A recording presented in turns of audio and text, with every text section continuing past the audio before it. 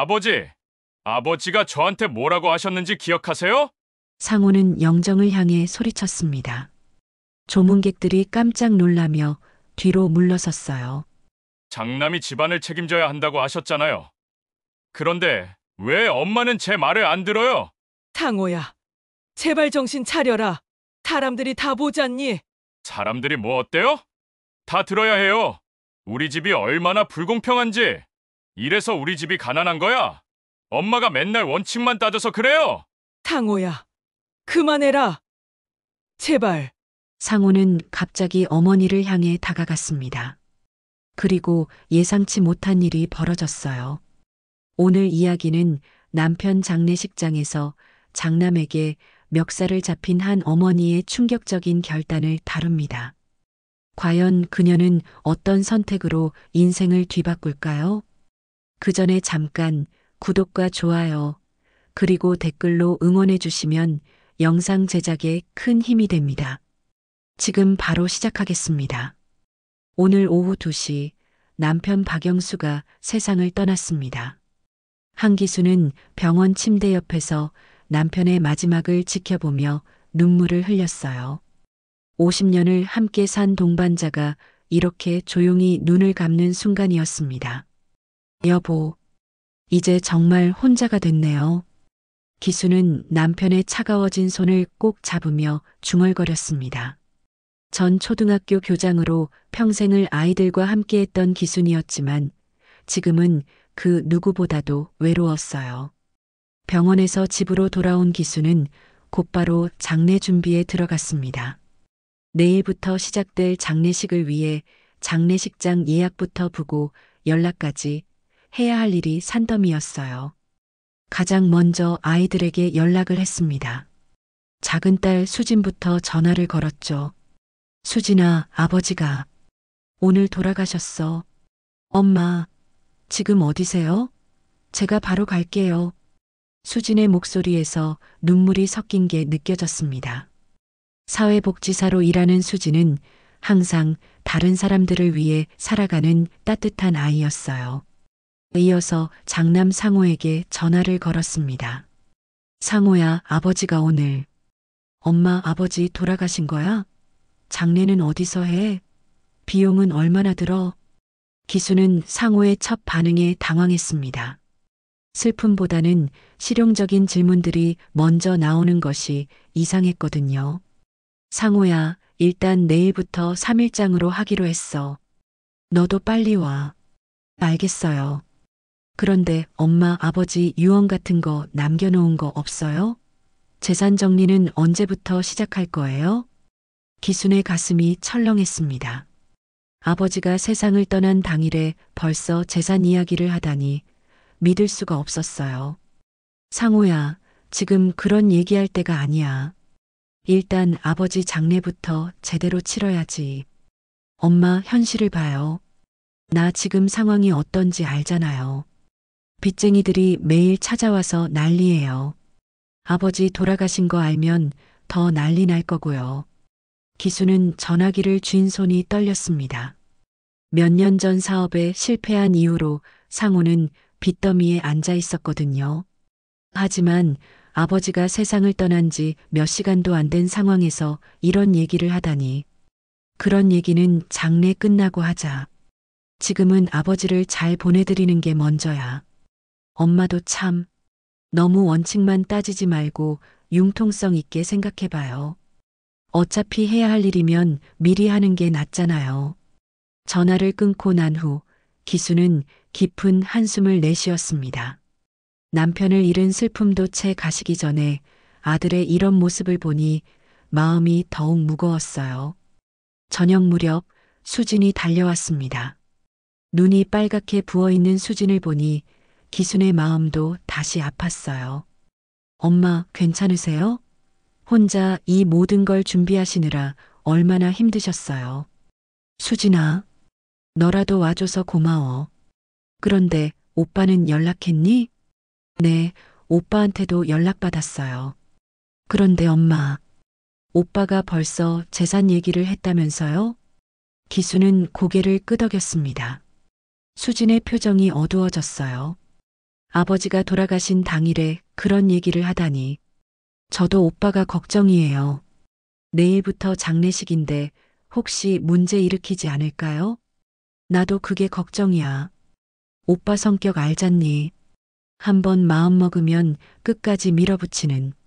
모녀는 걱정스러운 표정으로 서로를 바라봤습니다. 상호의 성격을 너무도 잘 아는 두 사람이었거든요.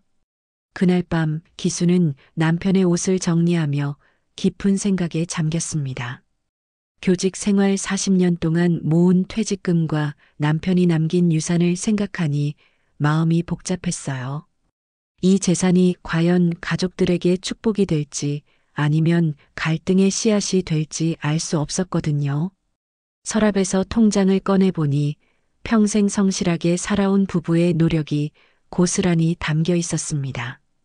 하지만 이 숫자들이 내일부터 시작될 장례식에서 어떤 의미로 다가올지 두려웠어요. 창밖으로 들리는 가을바람 소리가 마치 앞으로 일어날 일들에 대한 불길한 예감처럼 느껴졌습니다. 기수는 남편의 사진을 바라보며 작은 목소리로 중얼거렸어요. 여보, 우리 상호. 혹시 내일부터 무슨 일 벌이지 않을까요? 다음 날 아침 장례식장에는 이른 시간부터 조문객들이 찾아오기 시작했습니다. 한기수는 검은 상복을 입고 영정 앞에서 예를 갖춰 절을 올렸어요. 남편의 온화한 미소가 담긴 사진을 바라보니 눈물이 다시 흘러내렸습니다.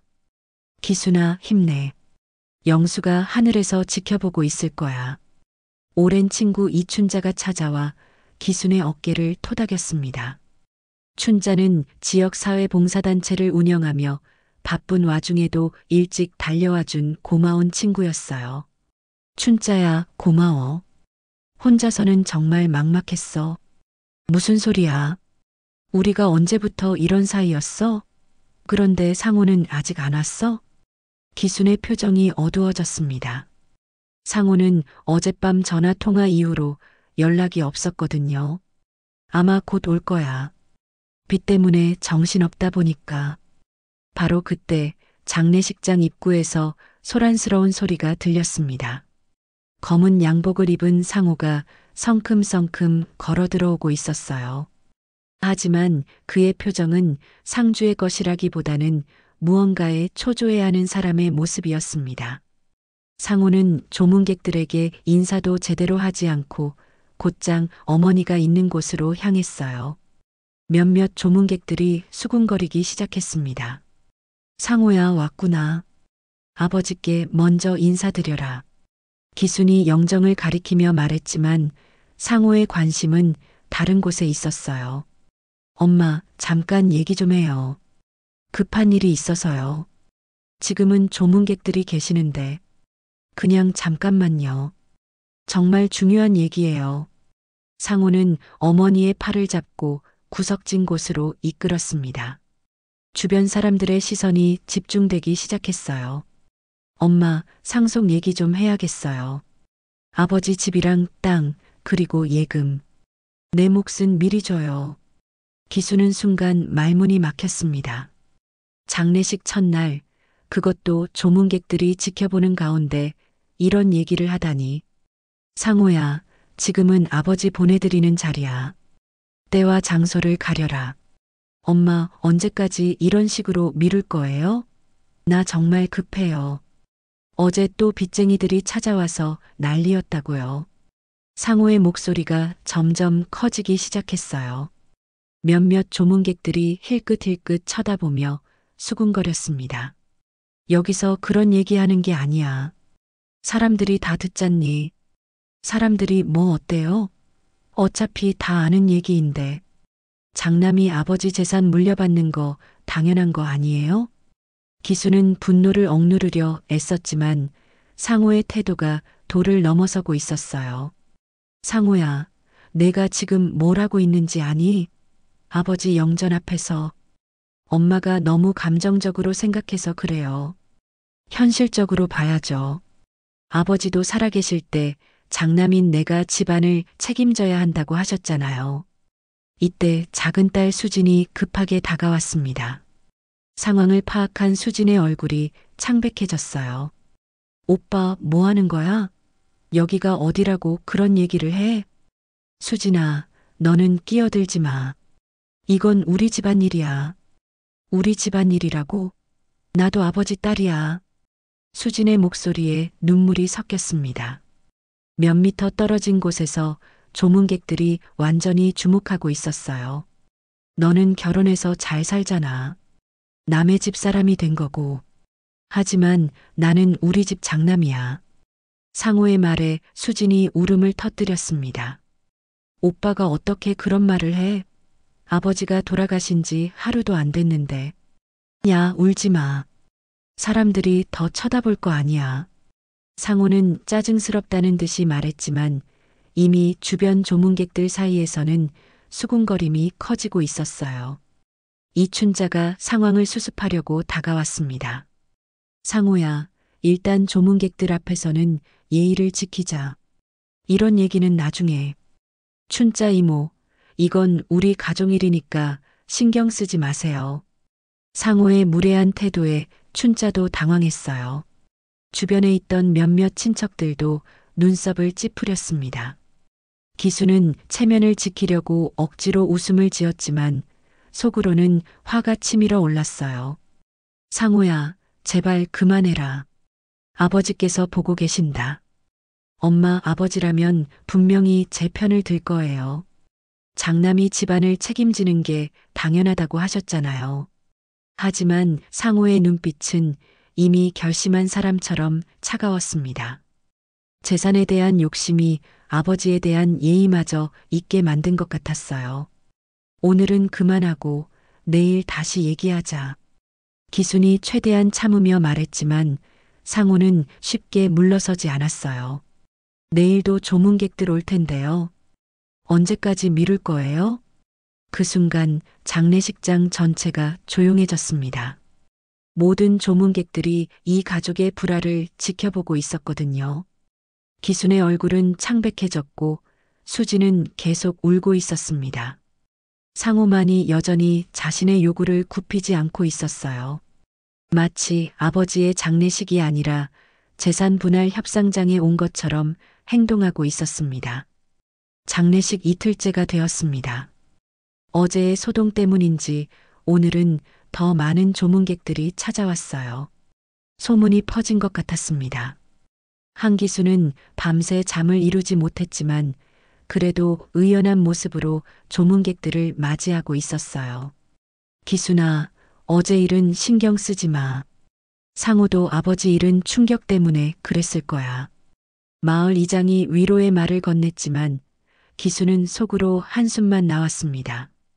상호의 행동이 충격 때문이 아니라는 걸 너무 잘 알고 있었거든요.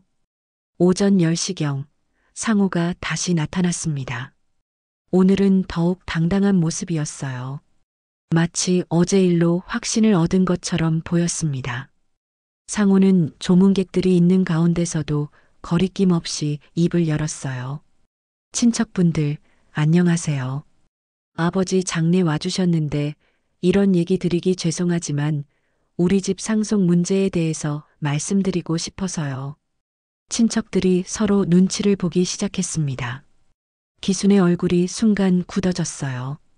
장남인 제가 아버지 재산을 물려받는 게 당연하잖아요. 예전부터 그래왔고 아버지도 살아계실 때 저한테 집안을 책임지라고 하셨거든요. 상호야. 기순이 말리려 했지만 상호는 이미 친척들을 향해 말을 이어가고 있었어요. 큰아버지, 작은아버지도 다 아시잖아요. 장남이 부모님 재산 물려받고 제사도 지내는 게 우리 집안 전통이에요. 큰아버지가 난처한 표정으로 대답했습니다. 상호야, 그런 얘기는 장례 끝나고 가족끼리 조용히 하는 게 아니에요. 오히려 친척분들 계실 때 확실히 해두는 게 좋을 것 같아서요. 혹시 나중에 오해 생기면 안 되니까요. 작은아버지가 불편한 기색을 보였어요. 내 어머니 기분도 생각해라. 아직 아버지 장례도 안 끝났는데 엄마도 현실적으로 생각하셔야죠. 저 지금 빚 때문에 정말 힘들어요. 빚쟁이들이 매일 찾아와서 우리 가족 모두 위험한 상황이라고요. 상호는 자신의 어려운 처지를 강조하며 친척들의 동정을 이끌어내려 했어요. 하지만 오히려 친척들의 표정은 더욱 차가워졌습니다. 바로 그때 수진이 울먹이며 끼어들었어요. 오빠, 제발 그만해. 아버지께서 보고 계신다고. 수진아, 너는 왜 자꾸 끼어들어? 너는 결혼해서 남의 집 사람이 됐잖아. 우리 집 재산과는 상관없는 일이야. 수진의 눈에서 눈물이 쏟아졌습니다. 내가 남의 집 사람이라고? 나도 아버지 딸이라니까. 법적으로 봐도 그래. 결혼한 딸은 친정 재산 상속받을 권리가 별로 없어. 그건 상식이잖아. 친척들 사이에서 웅성거림이 일어났습니다. 상호의 말이 너무 노골적이었거든요. 이때 이춘자가 참다 못해 나섰어요. 상호야, 내가 지금 뭘 하고 있는 건지 아니? 아버지 영정 앞에서 이게 할 소리야? 춘자 이모 어제부터 왜 끼어드세요? 이건 우리 가족 일이에요. 외부인이 끼어들 일이 아니고요. 외부인이라고? 난 내 어머니 절친한 친구야. 그리고 이런 몰상식한 행동 보고만 있을 수는 없어. 상호의 표정이 험악해졌습니다. 제가 뭘 잘못했다는 거예요? 장남이 부모 재산 물려받겠다는 게 몰상식한 일인가요? 문제는 때와 장소야. 아버지 장례식에서 이런 얘기를 하는 게 말이 되니? 기수는 더 이상 참을 수 없었어요.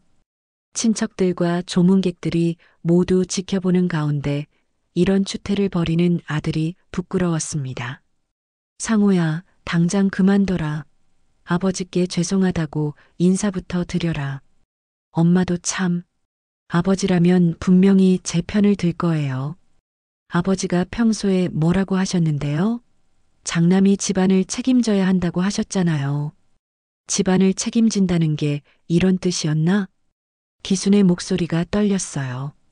상호는 전혀 개의치 않는 듯 했습니다. 엄마, 감정적으로 생각하지 마세요. 제가 재산 물려받아서 빚부터 정리하고 그 다음에 수진이 목도 챙겨줄게요. 그게 더 현실적이잖아요. 수진이 고개를 저었어요. 나는 그런 거 원하지 않아. 오빠가 이런 식으로 하는 거라면 너는 뭘 안다고 그래? 사회에서 얼마나 힘든지 알아? 빚쟁이들이 얼마나 무서운지 알고? 상호는 점점 흥분하며 목소리를 높였어요. 조문객들이 완전히 주목하고 있었습니다. 큰아버지가 더 이상 보다 못해 일어났어요. 상호야, 오늘은 이만 집에 가거라. 내 아버지한테 부끄럽지 않나? 큰아버지, 저는 잘못한 게 없어요. 당연한 권리를 주장하는 것뿐이에요. 당연한 권리라고? 내 어머니가 살아계시는데 무슨 권리를 주장해? 상호는 잠시 말을 멈췄지만 곧 다시 입을 열었어요. 엄마 몫은 당연히 엄마가 가지시고 아버지 몫을 제가 물려받겠다는 거예요. 친척들이 서로 고개를 저었습니다. 상호의 뻔뻔함에 모두가 혀를 찼어요. 기수는 이 모든 상황이 악몽 같았습니다.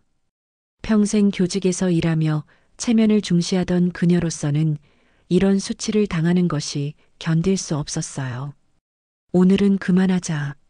제발. 기순의 간청에도 상호는 쉽게 물러서지 않았습니다. 마치 오늘 이 자리에서 모든 걸 해결하겠다는 듯한 태도였어요. 조문객들 사이에서는 이미 소문이 퍼지기 시작했고 기순의 체면은 땅에 떨어진 상태였습니다. 장례 마지막 날 저녁 상황은 최악으로 치달았습니다. 상호는 오후부터 술을 마시기 시작했어요. 친척들이 말렸지만 소용없었습니다. 이미 며칠째 어머니와 갈등을 벌이면서 스트레스가 극에 달해 있었거든요. 상호야, 술 그만 마셔라. 오늘 발인이야. 큰아버지가 걱정스럽게 말했지만 상호는 이미 정신이 반쯤 나가 있었어요. 큰아버지, 저만 억울해요. 장남인데 아무것도 못 받는다니. 이게 말이 돼요? 무슨 소리야? 누가 아무것도 못 받는다고 했어? 엄마가 그러시잖아요. 장례 끝나고 생각해 보자고. 그건 안 주겠다는 뜻이에요. 상호는 술잔을 기울이며 중얼거렸습니다. 주변 사람들이 불안한 표정으로 바라봤어요. 오후 6시경 발인을 위해 관을 나르려는 순간이었습니다. 상호가 갑자기 비틀거리며 빈소 안으로 들어왔어요. 술 냄새가 진동했습니다. 아버지가 저한테 뭐라고 하셨는지 기억하세요? 상호는 영정을 향해 소리쳤습니다. 조문객들이 깜짝 놀라며 뒤로 물러섰어요. 장남이 집안을 책임져야 한다고 하셨잖아요. 그런데 왜 엄마는 제 말을 안 들어요? 기순이 급하게 다가갔습니다. 상호야, 제발 정신 차려라. 사람들이 다 보잖니. 사람들이 뭐 어때요? 다 들어야 해요. 우리 집이 얼마나 불공평한지. 상호의 목소리가 점점 커졌어요. 장례식장 전체가 조용해졌습니다. 이래서 우리 집이 가난한 거야. 엄마가 맨날 원칙만 따져서 그래요. 기순의 얼굴이 창백해졌습니다. 평생 체면을 중시하며 살아온 그녀로서는 견딜 수 없는 순간이었어요. 상호야, 그만해라. 제발. 안 그만해요. 오늘 끝내야 해요. 상호는 갑자기 어머니를 향해 다가갔습니다. 그리고 예상치 못한 일이 벌어졌어요. 엄마, 정신 차려요. 상호가 기순의 멱살을 거칠게 잡아 흔들었습니다. 기순이 비명을 질렀어요. 조문객들이 일제히 일어나며 소리쳤습니다. 이게 뭐 하는 짓이야? 미쳤나? 수진이 울부짖으며 달려왔어요. 오빠가 사람이야? 아버지 영정 앞에서 이게 할 짓이야? 수진이 상호를 밀쳐내려 했지만 상호는 더욱 흥분했어요. 너도 입 다물어. 내가 뭘 알아? 엄마한테서 손 떼. 당장. 수진이 상호의 팔을 잡아당겼습니다. 형제가 어머니를 두고 실랑이를 벌이는 모습에 조문객들은 경악했어요. 이춘자가 급하게 개입했습니다. 상호야, 정신 차려라. 내가 지금 뭘 하고 있는 거야? 춘자 이모는 빠져요. 이건 우리 가족 일이라고요. 큰아버지와 작은아버지가 함께 상호를 제지했어요. 이 자식아, 어머니한테 손 떼는 게 어디 있어? 놓으세요. 저는 잘못한 게 없어요. 상호를 떼어내자 기순이 그 자리에 주저앉았습니다. 멱살을 잡혔던 충격으로 온몸이 떨리고 있었어요. 엄마, 수진이 어머니를 부축했습니다.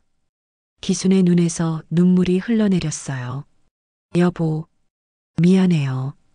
이런 아들을 키워서. 기순은 남편의 영정을 바라보며 중얼거렸습니다. 평생 처음으로 이런 수치를 당하는 것이었어요. 조문객들 사이에서는 웅성거림이 커졌습니다. 저런 자식이 어디 있어? 아버지 장례식에서 어머니 멱살을 잡다니. 교장 선생님이 평생 고생해서 키운 아들이 저래. 친척들이 상호를 끌어내려 했지만 상호는 여전히 흥분 상태였어요. 저는 당연한 권리를 주장하는 것뿐이에요. 왜 다들 저만 나쁜 사람 만들어요? 당연한 권리라고? 어머니한테 손 떼는 게 당연한 권리야? 큰아버지가 화를 내며 소리쳤습니다. 저도 빚 때문에 미치겠다고요. 엄마가 좀 이해해 주시면 안 돼요? 이해를 해? 내가 지금 뭘 했는지 알아? 상황은 더 이상 수습할 수 없을 정도로 악화됐습니다. 장례식장 전체가 이 가족의 불화로 뒤숭숭해졌어요. 기수는 수진의 부축을 받으며 겨우 일어났습니다. 그녀의 얼굴에는 깊은 절망감이 서려 있었어요. 춘자야, 나 정말 부끄러워서 어떻게 해야 할지 모르겠어. 기순아, 괜찮아. 다 지나갈 거야. 하지만 기순의 마음속에는 이미 돌이킬 수 없는 결심이 자리 잡기 시작했어요. 아들이 아버지 영정 앞에서 어머니에게 손을 댔다는 사실, 그 충격적인 순간이 그녀의 마음을 완전히 바꿔놓았습니다. 저 아이에게는 단 한 푼도 물려줄 수 없어. 기수는 속으로 다짐했어요. 평생 교직에서 아이들을 가르치며 인격 교육을 강조했던 그녀로서는 자신의 아들이 보여준 모습을 용서할 수 없었습니다. 그날 밤 발인을 마치고 집으로 돌아온 기수는 방에서 한참을 울었어요. 남편을 잃은 슬픔보다도 아들에 대한 실망감이 더 컸습니다. 여보, 우리 상호를 어떻게 해야 할까요? 기수는 남편의 사진을 바라보며 중얼거렸습니다. 그녀의 마음속에는 이미 냉혹한 결심이 굳어지고 있었어요. 상호의 그 순간의 행동이 모든 것을 바꿔놓았습니다. 어머니의 사랑마저도 끊어지게 만드는 결정적인 순간이었죠. 장례가 끝난 다음 날 아침, 한기수는 일찍 일어나 몸단장을 했습니다. 평소보다 더 단정하게 옷을 입고 가방에는 중요한 서류들을 챙겨 넣었어요. 어젯밤 내린 결심을 실행에 옮길 시간이었습니다. 수진이 걱정스럽게 물었어요. 엄마, 어디 가세요? 아직 피곤하실 텐데. 잠깐 볼 일이 있어서. 너는 집에서 쉬고 있어. 기순의 목소리는 평소와 달리 단호했습니다. 수진은 어머니의 달라진 분위기를 느꼈지만 더 이상 묻지 않았어요. 오전 10시 기수는 시내에 있는 변호사 사무실을 찾았습니다. 김 변호사는 기순이 교직에 있을 때부터 알고 지낸 사이였어요. 교장 선생님, 이른 시간에 웬일이세요? 남편분 장례 마치시느라 고생 많으셨겠어요. 김 변호사님, 급하게 처리해야 할 일이 있어서 왔습니다. 기수는 가방에서 남편의 유언장과 각종 재산 관련 서류들을 꺼내며 말했어요. 김 변호사가 의외라는 표정을 지었습니다. 상속 절차를 진행하시려는 건가요? 네, 그런데 좀 특별한 상황이에요. 남편이 남긴 재산과 제 재산을 합쳐서 제 유언장을 새로 작성하고 싶습니다. 김 변호사는 서류들을 살펴보며 말했어요. 남편분께서 남기신 유언장을 보니 부인께 모든 재산을 상속하도록 되어 있네요. 그럼 부인께서 먼저 상속을 받으신 후에 본인의 유언장을 작성하시겠다는 말씀이신가요? 맞습니다. 그런데 보통 유언장과는 좀 다를 거예요. 기수는 차분하게 자신의 의도를 설명하기 시작했습니다. 김 변호사의 표정이 점점 심각해졌어요. 정말 장남을 상속인에서 완전히 제외하시겠습니까? 한 번 더 신중히 생각해 보시는 게 이미 충분히 생각했습니다. 어제 일을 직접 보셨다면 이해하실 거예요. 기순의 목소리에는 흔들림이 없었어요. 김 변호사는 잠시 망설이다가 물었습니다. 그럼 남편분 재산과 부인 재산을 모두 합쳐서 어떻게 분배하실 계획이세요? 수진이에게 절반, 나머지 절반은 지역사회복지단체에 기부하겠습니다. 사회복지단체요? 상당한 금액일 텐데. 기수는 고개를 끄덕였어요. 남편이 공무원으로 평생 모은 재산과 자신의 교직 퇴직금을 합치면 결코 적지 않은 액수였거든요. 네, 제 친구 이춘자가 운영하는 곳이에요. 평생 어려운 이웃들을 도와온 곳입니다. 남편도 생전에 그곳 봉사활동을 함께 했어요. 김 변호사는 서류를 정리하며 다시 한번 확인했어요. 정말 확실한 결정이신가요? 나중에 장남분이 법적 이의를 제기할 수도 있습니다. 그럴 권리는 없어요. 남편 재산은 제가 정당하게 상속받는 것이고 제 재산은 제가 마음대로 처분할 권리가 있잖아요. 법적으로는 맞습니다. 하지만 가족 간에 큰 갈등이 생길 수도 있어요. 이미 갈등은 시작됐어요. 더 이상 악화되기 전에 제 뜻을 분명히 해두고 싶습니다. 상속 절차와 유언장 작성을 마친 후 기수는 이춘자에게 전화를 걸었어요. 춘자야, 지금 시간 있니? 중요한 얘기가 있어서. 당연히 있지. 어디서 만날까? 복지관으로 갈게. 거기서 보자. 기수는 이춘자가 운영하는 사회복지관으로 향했습니다. 그곳에는 어려운 환경의 아이들과 노인분들이 함께 시간을 보내고 있었어요. 기수나, 얼굴이 많이 상했구나. 어제 일 때문에 잠도 못 잤지? 이춘자가 걱정스럽게 기순의 손을 잡았습니다. 춘자야, 내가 결정한 게 있어. 영수 재산이랑 내 재산 합쳐서 절반은 수진이한테, 절반은 여기 복지관에 기부하기로 했어. 뭐? 그럼 상호는? 상속에서 완전히 제외했어. 단 한 푼도 안 줄 거야. 이춘자는 깜짝 놀라며 기순을 바라봤어요. 기순아, 그래도 자식인데. 한 번 더 생각해봐. 춘자야, 어제 그 모습을 봤잖아. 아버지 영정 앞에서 어머니 멱살을 잡는 아들을 어떻게 믿어? 이춘자는 할 말을 잃었어요. 어제의 충격적인 장면이 떠올랐거든요. 그래도 상호도 지금 어려운 상황이잖아. 빚 때문에. 어려운 상황이라고 해서 모든 게 용서되는 건 아니야. 내가 평생 교직에서 아이들한테 뭘 가르쳤는데. 인격이 첫 번째라고 했어. 기순의 목소리가 떨렸어요. 자신이 키운 아들이 보여준 모습에 대한 실망감이 컸습니다. 춘자야, 혹시 내가 죽으면 이 돈이 꼭 어려운 사람들에게 가도록 해줘. 그게 영수와 내가 평생 바랐던 일이야. 기순아, 정말 마음 아프다. 가족이 이렇게 되다니. 두 친구는 한동안 말없이 앉아 있었어요. 복지관 안에서 들리는 아이들의 웃음소리가 더욱 쓸쓸하게 느껴졌습니다. 그런데 기순아, 상우한테는 언제 얘기할 거야? 오늘 집에 가서 말할 거야. 더 이상 헛된 기대를 갖지 않도록. 오후에 기순이 집으로 돌아오자 상우가 기다리고 있었어요. 어제의 술은 깬 것 같았지만 여전히 불안한 표정이었습니다. 엄마, 어디 다녀오셨어요? 혹시 변호사 사무실이었나요? 기수는 상호의 눈치 빠른 추측에 놀랐지만 감정을 드러내지 않았어요. 응, 맞아. 상속 절차 밟으러 갔었어. 상호의 얼굴이 밝아졌어요. 그럼 아버지 재산 정리 시작하신 거예요? 제 몫은 언제 받을 수 있어요? 기수는 상호를 똑바로 바라봤습니다. 상호야, 너한테는 줄 게 없어. 뭐라고요? 저한테 줄 게 없다고요? 상호의 얼굴이 순간 굳어졌습니다. 기대했던 것과 정반대의 말을 들은 충격이었어요. 그게 무슨 말이에요, 엄마? 저는 장남인데요. 장남이라고 해서 자동으로 재산을 받는 건 아니야. 특히 어제 같은 짓을 한 아들한테는 더더욱.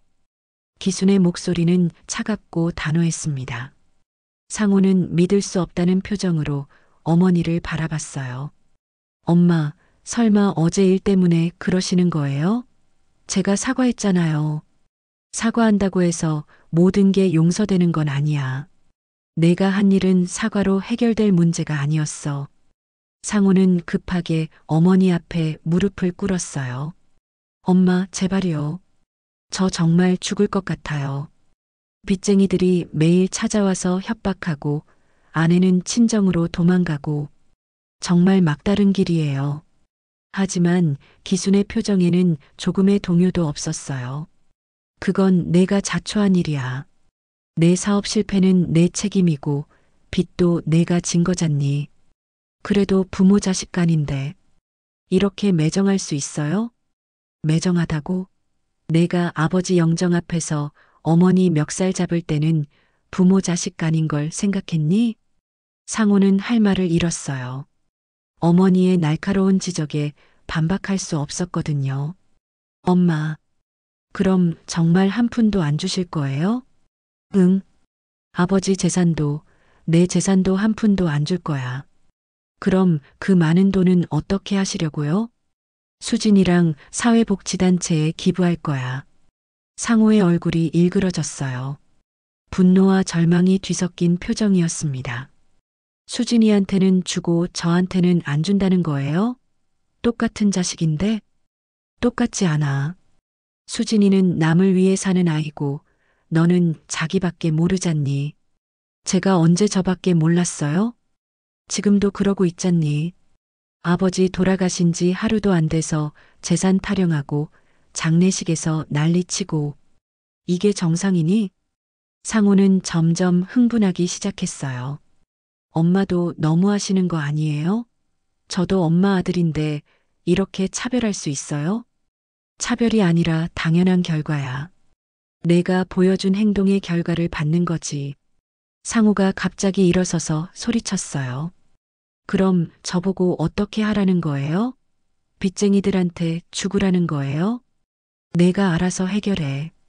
더 이상 내게 의존하지 마. 엄마, 정말 이러실 거예요? 상우의 목소리에 울음이 섞였어요. 하지만 기수는 흔들리지 않았습니다. 바로 그때 편의점에 갔던 수진이 집에 들어왔어요. 오빠와 어머니가 대치하고 있는 모습을 보고 놀랐습니다. 무슨 일이에요? 왜 이렇게 싸우세요? 수진아, 잘 왔어. 엄마가 나를 상속에서 제외했대. 대신 너한테 다 준다고. 수진은 어머니를 바라보며 물었어요. 엄마, 정말 그런 거예요? 응.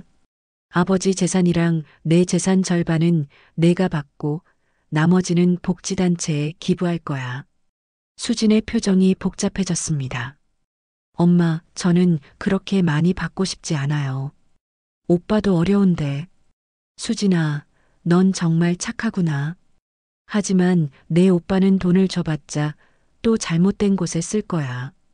상우가 화를 내며 끼어들었어요. 뭐가 잘못된 곳이에요? 빚 갚는 게 잘못됐다는 거예요? 그 빚을 왜 졌는데? 내가 욕심 부려서 무리한 사업했기 때문이잖니. 사업이라는 게 원래 위험한 거 아니에요? 망할 수도 있고 성공할 수도 있는 거고.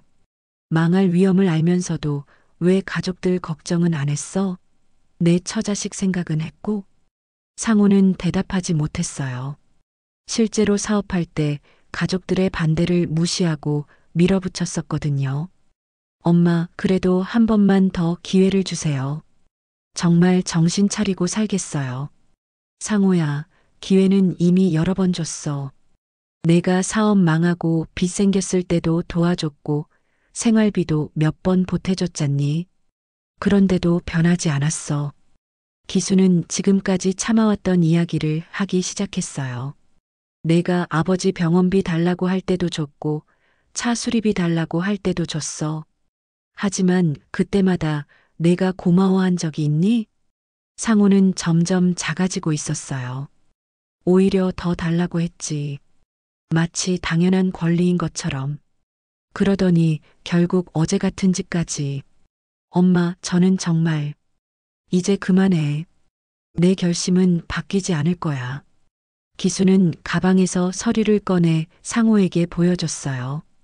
이미 변호사 사무실에서 모든 절차를 마쳤어. 유언장도 작성했고. 상우가 그 서류를 보는 순간 얼굴이 창백해졌어요. 정말로 어머니가 자신을 상속에서 완전히 제외한 것이 확실해졌거든요. 엄마, 정말 이러실 거예요? 정말로? 기수는 고개를 끄덕였어요. 더 이상 할 말이 없다는 듯이. 수진이 오빠를 바라보며 말했어요. 오빠, 이제라도 정말 반성해. 어제 한 짓을 생각하면 엄마 결정이 이해돼. 수진아, 너마저. 상우는 완전히 절망한 표정이었어요. 가족들 모두가 자신을 등진 것 같았습니다. 그날 저녁 상우는 집을 나갔어요. 어디로 갔는지 아무도 몰랐습니다. 기수는 남편의 사진 앞에서 조용히 말했어요. 여보, 제가 너무 매정했을까요? 하지만 더 이상은 안 되겠어요. 며칠이 지났습니다. 한기수는 집에서 조용히 지내며 남편의 유품을 정리하고 있었어요. 상속 절차도 마쳤고 유언장도 작성했으니 이제 마음이 한결 가벼웠습니다. 그런데 그날 오후 현관문을 두드리는 소리가 들렸어요. 기순이 문을 열어보니 상우가 서 있었습니다. 며칠 전과는 달리 말끔한 모습이었어요. 마치 무슨 좋은 일이라도 있었던 것처럼 보였습니다. 엄마, 안녕하세요. 상호는 예전과 다른 공손한 태도로 인사했어요. 기수는 아들의 갑작스러운 변화에 의아했습니다. 들어와. 거실에 앉은 상호는 한동안 말을 꺼내지 못하고 있었어요. 그러더니 고개를 깊이 숙였습니다. 엄마, 지난번 일은 정말 미안해요. 기수는 무표정하게 아들을 바라봤어요. 이미 예상했던 말이었습니다. 아버지 장례식에서 제가 너무 나갔어요. 술도 마시고 정신없었고 정말 죄송해요. 상호의 목소리에는 진심이 담겨 있는 것 같았어요. 하지만 기순의 마음은 이미 굳어져 있었습니다. 그때 정말 스트레스를 너무 많이 받아서 그랬어요. 빚쟁이들이 매일 찾아와서 협박하고 아내는 친정으로 피해 있고 정말 미치겠더라고요. 상호는 자신의 어려운 처지를 설명하며 어머니의 동정을 이끌어내려 했어요. 근데 제 상황 알잖아요, 엄마. 정말 막다른 길이에요. 기수는 여전히 아무 말 없이 듣고만 있었어요. 이번 한 번만, 정말 이번 한 번만 도와주세요. 아버지 재산 중에서 조금만이라도요. 상호는 점점 간절한 표정이 되어 갔어요. 제가 빚만 정리하면 정말 새 사람이 될 거예요. 다시는 어머니 걱정 끼쳐드리지 않을게요. 하지만 기순의 표정에는 변화가 없었어요. 상호는 더욱 절박하게 말을 이어갔습니다. 엄마, 저도 엄마 아들이잖아요. 피는 물보다 진하다고 하는데 정말 이렇게 매정하게 하실 거예요? 다 했니? 기순이 처음으로 입을 열었어요. 차가운 목소리였습니다. 엄마, 잠깐 기다려. 기수는 일어나서 안방으로 갔어요. 그리고 서랍에서 봉투 하나를 꺼내왔습니다. 이거 봐. 기순이 담담하게 봉투를 상호에게 내밀었어요. 상호는 의아한 표정으로 봉투를 받아들었습니다. 봉투를 열어본 상호의 얼굴이 순간 창백해졌어요. 안에는 변호사 도장이 선명하게 찍힌 유언장 사본이 들어 있었거든요. 이게 뭐예요? 상호는 떨리는 손으로 유언장을 들여다봤어요. 자신의 이름이 어디에도 없다는 사실을 확인하는 순간 얼굴이 하얗게 질렸습니다. 엄마, 이게 진짜예요? 정말로 저를 상속에서 제외하신 거예요? 응. 내가 그날 한 짓, 난 절대 잊지 못한다. 기순의 목소리는 얼음같이 차가웠어요. 이게 내 마지막 결정이다. 상호는 믿을 수 없다는 표정으로 유언장을 다시 읽어봤어요. 아버지의 재산과 어머니의 재산 모두가 수진과 사회복지단체로 가도록 되어 있었습니다. 엄마, 이건 너무해요. 저도 엄마 아들인데. 아들이라고 해서 무조건 재산을 받는 건 아니야. 그럼 제가 뭘 잘못했다는 거예요? 기순의 눈이 번쩍했어요. 뭘 잘못했냐고? 너 진짜 모르니? 저는 아버지 영정 앞에서 엄마 멱살 잡은 거 기억 안 나? 상호는 말문이 막혔어요. 그날 조문객들이 얼마나 많았는데 내가 얼마나 부끄러웠는지 알아? 기순의 목소리가 떨렸어요. 그날의 수치가 다시 떠올랐거든요. 평생 교직에서 일하면서 체면 지키고 살았는데 내 아들이 그런 짓을 하다니. 상호는 유언장을 꽉 움켜쥐었어요. 찢어버리고 싶었지만 그래봤자 소용없다는 걸 알고 있었습니다. 엄마, 제발 한 번만 더 생각해 주세요. 이미 결정된 일이야. 변호사 사무실에서 모든 절차를 마쳤어. 그럼 저는 어떻게 살라는 거예요? 내가 알아서 해. 이제 어른이잖니. 상호의 손이 덜덜 떨렸어요. 마지막 희망마저 사라진 것 같았습니다. 엄마, 정말 이러실 거예요? 정말로? 기수는 고개를 끄덕였어요. 그녀의 눈빛에는 흔들림이 전혀 없었습니다. 내가 그날 보여준 모습이 진짜 너야. 그런 아들에게 내 재산을 맡길 수는 없어. 상호는 유언장을 들고 일어섰어요. 온몸이 떨리고 있었지만 어머니의 단단한 의지 앞에서는 무력했습니다. 엄마, 후회하실 거예요. 후회는 내가 할 일이야. 상호는 문을 향해 걸어갔어요. 그리고 문 앞에서 한 번 더 돌아봤지만 어머니는 그를 바라보지도 않았습니다. 정말 끝인가요? 기수는 대답하지 않았어요. 상호는 결국 문을 열고 나갔습니다. 그날 밤 기수는 남편의 사진 앞에서 조용히 말했어요. 여보, 제가 잘한 걸까요? 하지만 저 아이는 변하지 않을 거예요. 기순의 결심은 바위처럼 단단했습니다. 몇 달이 흘렀습니다. 봄이 찾아오면서 한기순의 마음도 조금씩 평온을 되찾아가고 있었어요. 남편을 잃은 슬픔은 여전했지만 새로운 일상에 적응해가고 있었습니다. 그날은 특별한 날이었어요. 이춘자가 운영하는 사회복지관에서 봉사활동을 하기로 한 첫날이었거든요. 기수는 이른 아침부터 몸단장을 하고 복지관으로 향했습니다. 기수나, 온 걸 환영해. 정말 고마워. 이춘자가 반갑게 맞이해줬어요. 복지관 안은 활기로 가득했습니다. 춘자야, 내가 뭘 도와줄까? 오늘은 아이들이랑 같이 놀아주면 돼. 특히 공부 봐주면 아이들이 좋아할 거야. 기수는 고개를 끄덕이며 아이들이 있는 곳으로 갔어요. 여러 명의 아이들이 책상에 앉아 숙제를 하고 있었습니다. 안녕하세요, 할머니. 한 아이가 밝게 인사했어요. 기순의 얼굴에 미소가 번졌습니다. 안녕, 얘들아. 할머니가 오늘부터 너희랑 같이 지낼 거야. 아이들은 신기하다는 듯 기순을 바라봤어요. 오랜만에 아이들과 함께하는 시간이라 기순도 설렜습니다. 할머니, 이 문제 모르겠어요. 한 아이가 수학 문제를 들고 왔어요. 기순은 친근하게 아이 옆에 앉아 문제를 함께 풀어줬습니다. 이렇게 하는 거야. 천천히 따라해 보렴. 와, 할머니 정말 잘 가르쳐 주세요.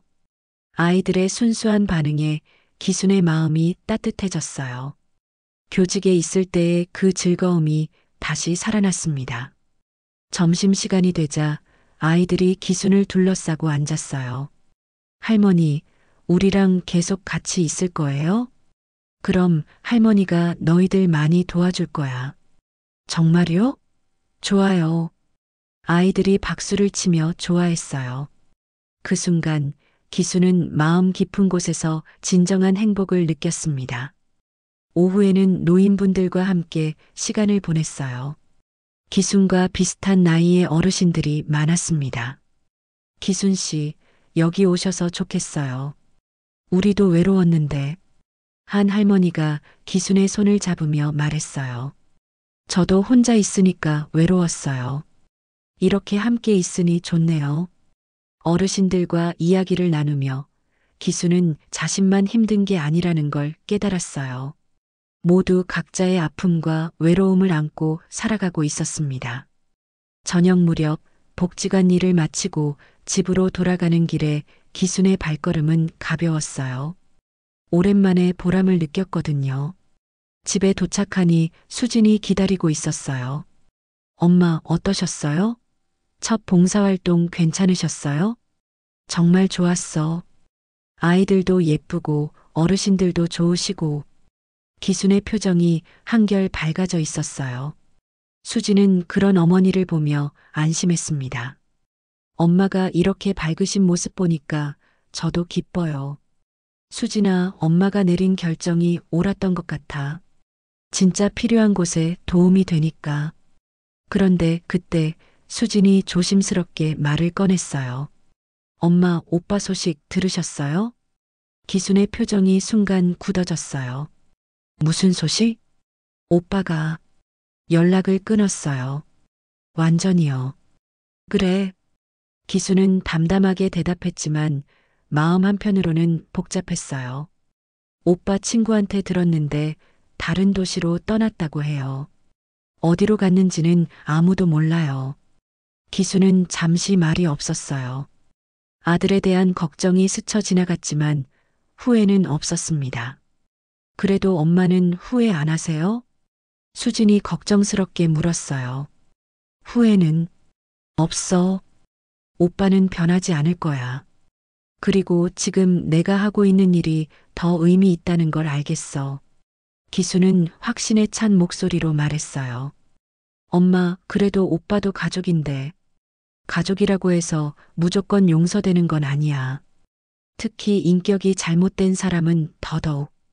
기순의 목소리에는 교육자로서의 신념이 담겨 있었어요.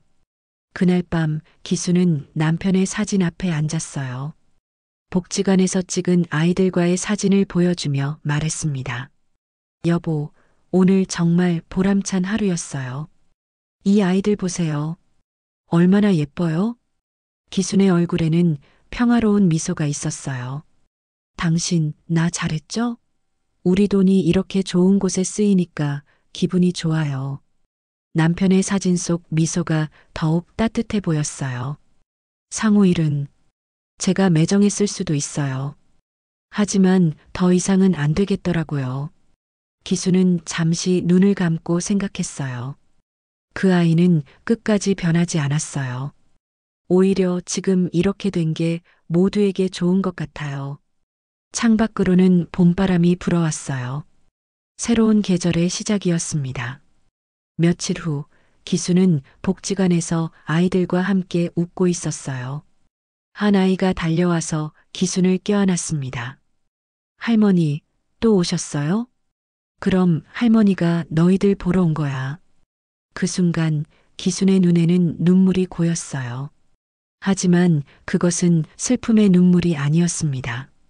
진정한 보람과 행복의 눈물이었어요. 이게 진짜 남는 거구나. 피는 물보다 진할 때도 있지만 그렇지 않을 때도 있구나.